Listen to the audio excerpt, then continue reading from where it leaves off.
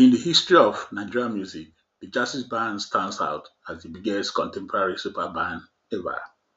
As a testimony of their greatness, Jastix disbanded in 1988 or 1989, but are still a topic of discussion over 3 decades later. But the big question remains, will Jastix the biggest band ever, or were they a letdown? Because in as much as we recognize their greatness, there's a reason to ask this big question that has been hanging in the air for almost 3 decades. The question still remains, was Jastix a letdown for not leaving any recorded materials as evidence of their greatness to their thieving fans across Nigeria? If you grew up in the 80s in Nigeria and was musically aware or conscious, you will clearly recollect that Jastix was a household name in the music industry, especially in the live circuit and in their involvement in the recording session as a backup band to many of the great artists of the reggae era, as much as being producers in their own right. Jastix as a band did not start off as Jastix. They were initially called RAM or RAM in Benin City, where they started from, standing for Rice, Amos, and Majek Fashek. Majek Fashek was originally called Radesh Canal in the music world in Benin City. Majek Fashek and Amos Mcroy are cousins who grew up in the church singing in the choir and playing instruments for their church. They met up with Black Rice, the drummer, and later were opportune to meet with veteran singer and musician Pat Finn, who was already an established figure in the music circuit in Benin City in Edo State in Nigeria. They had another member called Sami Samama, who was still part of them.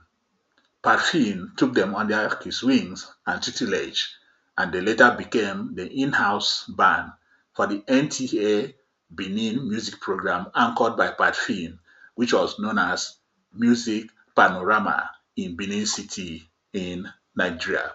The group later changed the name to Ja Walking Sticks, still in Benin City. Having established themselves and gained prominence in their hometown of Benin City, the group began a quest to gain national recognition and dominance, and the only thing they could do was to relocate to Lagos, the center of excellence, the entertainment capital of Nigeria, the bubbling city of Nollywood, and where all things entertainment were centered. The group moved on to Lagos, where they met up with keyboardist George Orwell, also known as George Oza in Lagos. Coming to Lagos, the group structure has changed. It was no longer a four-member team from Benin City. Sami Samama has dropped off, remaining Black Rice, Amos Mcroy, and Majek Fashek. Black Rice has employed Majek Fashek to change his name, the stage name of Ranesh Kanal, which sounded Indian, to his original name, Majek Fashek, which they short for Majekudumi Fasheke, being his long form name. Black Rice employed Majek Fashek to change the name to a more fashionable Majek Fashek. And this is how the group came to Lagos as a three-man team: Black Rice, Amos Mcroy, and Majek Fashek. Having joined up with George Orwell, the group remained a four-man structure of Majek Fashek, Amos Mcroy, Black Rice, and George Orwell.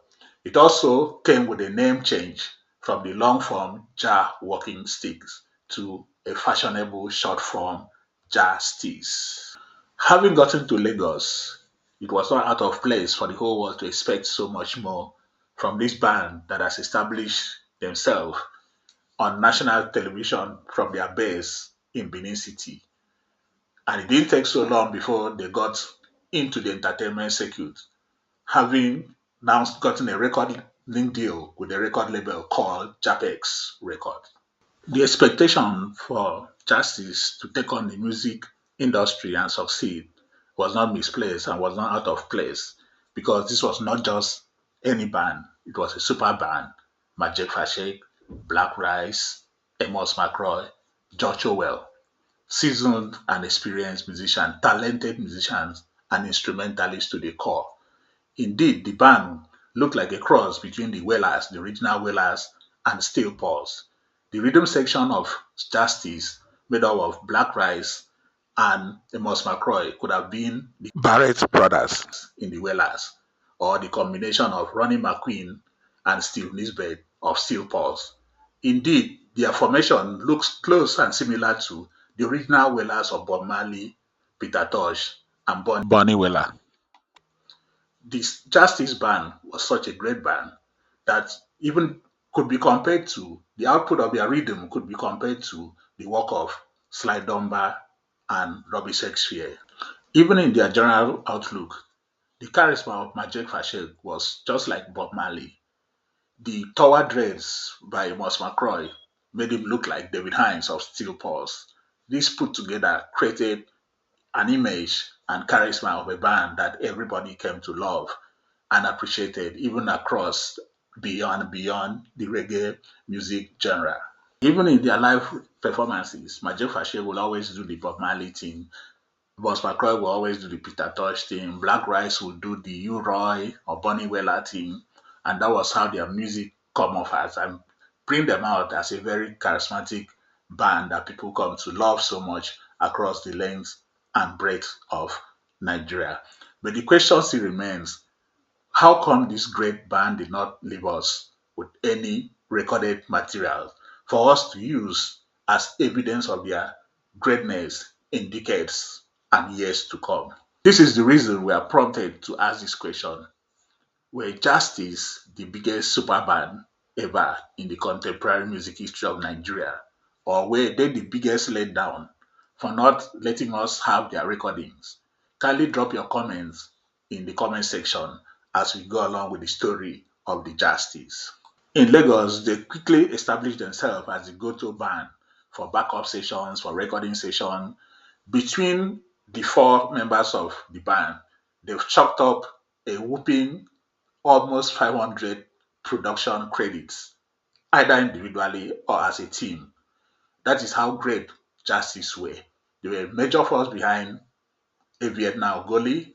The best line you hear in the initial albums by the Mandators were done by Amos Mcroy. I'm talking about two or three of the albums that propelled the Mandators to international fame were done by the man called Amos Mcroy. They supported Majek Fashek in his production, and they were producers of several other albums of people. This is how great this band was, and that is how we are still speaking about them today because of the work they did for other artists. The production credit of Justice and his members extended to veterans like Sir Victor Wyford and Christian Essien. The band had so many tentacles in many productions across the country, and in those days, recording was not an easy thing to be drafted into session recording for different artists. It must be really good. And the band extended its tentacles across so many acts and so many live performances, making them the great band that they were. In 1987, Majek Fashek released an album, Prisoner of Conscience, on that Tabansi label. Meanwhile, this band has had a group contract with Jastix Record. We are yet to understand the transition between the group deal with Jastix and Majek Fashek moving on to Tabansi label. But there was no picture of any problem because members of the band supported and recorded the Prisoner of Conscience album for Majek Fashek. Likewise, Amos Mcroy later released an album for himself as a solo artist, and members of the group, including Majek Fashek, took part in the recording of that album for Amos Mcroy. But the issue still remains. What was the transition? What happened in between the record deal and these guys going solo? Is it that the deal ended with Japex Record before they decided to go solo? What really happened? We have heard story of missing tapes, missing master tape, missing recordings.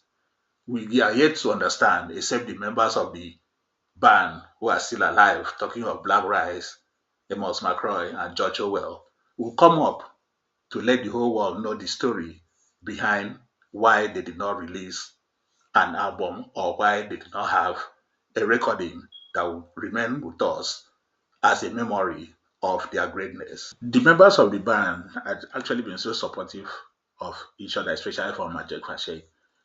Even with the tour of the country for the MAMSA program on social justice, the whole band still played together with Majek fronting, having released an album, having been recognized as an artist. But the whole band were with him throughout the tour of Nigeria for the MAMSA program. Like said before, the band supported Amos Mcroy in his own album recordings. But by the time Majek Fashek recorded his second album, the group members were not found in the session, signaling the end of that band. The question still remains, why did they not release an album? What was their contract with Jastix that made them not to release an album? What is the story of the missing tape? How come we will not have anything to relate to upcoming musicians, to Nigerians that were coming up about this great band? How many generations will still keep remembering Jastix as a band without an evidence? This is where we have issues with the fact that they never left us with any recorded materials. Majek Fashek consolidated his solo career with several other albums and relocated to America, forming another band called The Prisoner of Conscience, which was equally the same name with his first album. He made his name internationally and later came back to Nigeria before he went back abroad and passed on in June 2020. Amos Mcroy is now a pastor of Seed of Abraham International Church based in Lagos. He also still sings and has gospel albums and performs here and there. Black Rice and George Orwell relocated to Europe, where they are still playing music and contributing to the arts and propagating the culture of the reggae movement and the arts from Nigeria. This is the much we have on Jastix. 3 members of the band are still alive. We know that Black Rice was working on a book. We are in expectation to hear the detailed story, the final story of this great band, Jastix. This is how far we can go with Jastix. Our duty has been to leave this recorded material so that Jastix will not disappear, along with the recordings they've done for other artists, so that the Nigerians to come in decades will know that there once existed this great magnificent band called Jastix, who produced one of the best artists ever to come out from Nigeria, Majek Fashek. We wish the remaining members that are still alive the best in their endeavor. And meanwhile, if you like what we've been doing, kindly subscribe to this channel. It is the only way you can support us to keep the memories of these great artists alive, and also to share nostalgia of what we experienced and what you experienced. Thank you for listening. Until next episode. Peace.